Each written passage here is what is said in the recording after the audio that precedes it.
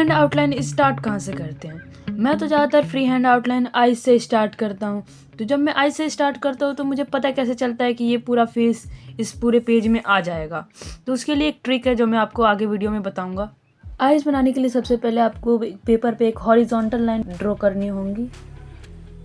अगर आप चाहो तो बिना इस हॉरिजॉन्टल लाइन के ड्रॉ करे भी आप ड्रॉ कर सकते हो, मगर आपको ये हॉरिजॉन्टल लाइन एक चीज़ में हेल्प कर देता है कि आपका ये आईज कहाँ पे ड्रॉ होगा। उसके बाद आपको पता करना पड़ेगा कि आप अपने आईज का साइज कितना रखोगे जो आपका फेस इस पेपर में फिट बैठ जाए।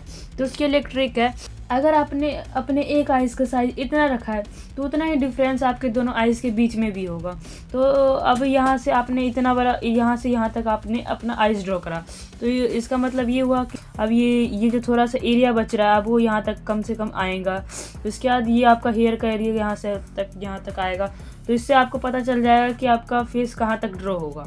अब यहाँ पर मैंने कुछ पॉइंट्स मार्क्स कर लिए जहाँ पे मेरे को अपना आइज़ ड्रॉ करना है। उसके लिए आप सिंपली आप अपना अंदाज़ा लगा के भी मार्क कर सकते हो। अगर आपसे वैसे नहीं हो रहा है तो आप पेंसिल मेजरमेंट भी ले सकते हो इस तरीके से। अब मैं आपको एक ऐसी चीज़ बताता हूँ जिसकी वजह से बहुत सारे लोगों के ये आइज़ सेम नहीं बनते। अगर आप इस आइज़ के बीच में एक सिंगल लाइन ड्रॉ करते हो तो आपको पता चलेगा ये जो पॉइंट है उस लाइन से थोड़ा सा ऊपर है। बहुत सारे लोग ये चीज़ नोटिस नहीं कर पाते और वो लोग सीधा सीधा बना देते, या तो उसे नीचे कर देते या तो उसे ऊपर कर देते, जिस वजह से उनका आइज़ सेम नहीं लगता। तो यही चीज़ आपको नोटिस करना है और आपको वही चीज़ आपको ड्राइंग में बनाना है।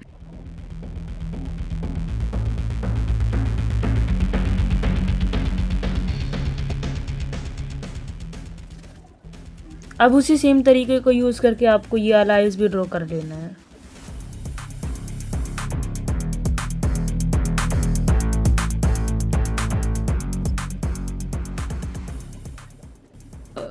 दोनों आइज़ ड्रॉ करने के बाद अब आपको नोज़ ड्रॉ करना होगा। अब आपको पता कैसे चलेगा कि ये नोज़ इतना मोटा होगा या फिर इतना मोटा होगा या फिर इतना मोटा होगा। नोज़ की मोटाई पता करने के लिए अगर आप यहाँ पर एक स्ट्रेट लाइन खींचते हो तो आपको पता चलेगा कि यहाँ से और आई बॉल के बीच में एक लाइन आ रही है जो कि हमें नाक की मोटाई पता कर रही है। अगर हम यही चीज़ अगर हम अपने पेपर पे स्ट्रेट लाइन ड्रॉ करेंगे तो हमें पता चल जाएगा कि नाक कितना मोटा होगा। आपको इस साइड के नाक की मोटाई का पता चल गया, मगर अब आप सोच रहे हो कि इस साइड भी यहाँ और यहाँ के बीच में ही होगा नाक की मोटाई, तो आप गलत सोच रहे हो। जैसे कि इस फोटो में आप देख रहे हो कि ये यहाँ तक ही है बस। अगर आप पिक्चर में यहाँ से यहाँ तक अगर आप एक लाइन ड्रॉ करोगे तो आपको नाक की लंबाई भी पता चल जाएगी। इस तरीके से अगर आप पेपर में भी लाइन ड्रॉ करते हो तो आपको पता चल जाएगा कि आपकी नाक की लंबाई कहाँ तक होगी। को नाक की लंबाई और मोटाई दोनों चीज़ पता चल चुकी है। अब आप इसे ड्रॉ कर सकते हो।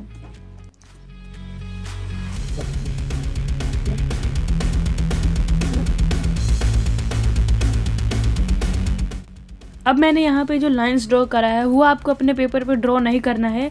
ये बस आपको सोचना है कि अगर मैं यहाँ से एक लाइन ड्रॉ करूँ तो वो यहाँ से यहाँ तक आएगा और आपको वो अंदाजे से यहाँ पे बनाना है। नोज़ ड्रॉ करने के बाद अब आपको लिप्स ड्रॉ करना होगा। आप लिप्स को भी सेम उसी तरीके से ड्रॉ कर सकते हो जिस तरीके से हमने अभी नोज़ को ड्रॉ करा था। जिस तरीके से अभी हमने आइज़ से मेज़रमेंट लिया था कि भी नोज़ कितना मोटा होगा, उसी तरीके से आप लिप्स का भी मेज़रमेंट ले सकते हो। जैसे अभी हमने नोज़ में देखा था कि वो इस साइड थोड़ा कम मोटा है और इस साइड थोड़ा सा ज़्यादा है, उसी तरीके से लिप्स में भी सेम वही चीज़ होती है। जैसे कि आप देख सकते हो इस साइड थोड़ा कम है और इस साइड थोड़ा ज़्यादा है। तो ये चीज़ आपको नोटिस करना है और आपको वही चीज़ पेपर में ड्रॉ करना है।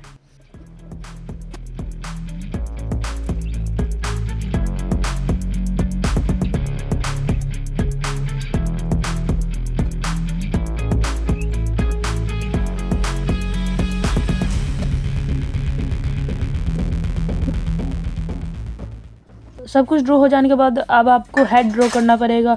और आपको पता कैसे चलेगा कि हेड इतना ऊपर होगा या फिर इतना ऊपर होगा या फिर इतना ऊपर होगा, तो आप उसका मेज़रमेंट भी आइज़ की मदद से ले सकते हो। हेड का एरिया आप इस तरीके से भी चेक कर सकते हो, जैसे कि ये आईब्रो और आइज़ से लेके इसका 1.5 गुना एरिया है इसका।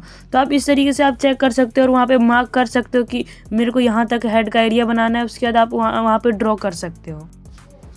और इसी तरीके से आप हेयर का एरिया भी चेक कर सकते हो और उसे ड्रॉ कर सकते हो।